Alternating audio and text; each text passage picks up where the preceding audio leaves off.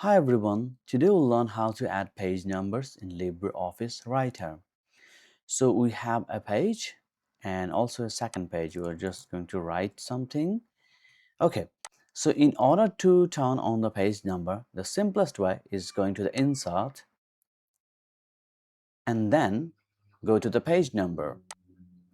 Here we have two options. You can either put it on the header or footer. Let's say we want to go with the footer. And then you have this option, like if you want 1 2 3 ABC or Roman numbers, we'll just go with the 1 2 3. So we'll select OK. And also the alignment, you have left, center or right. Let's do center and then we'll do the right. Okay, so you see it's on the middle of the page. It's on the second page too.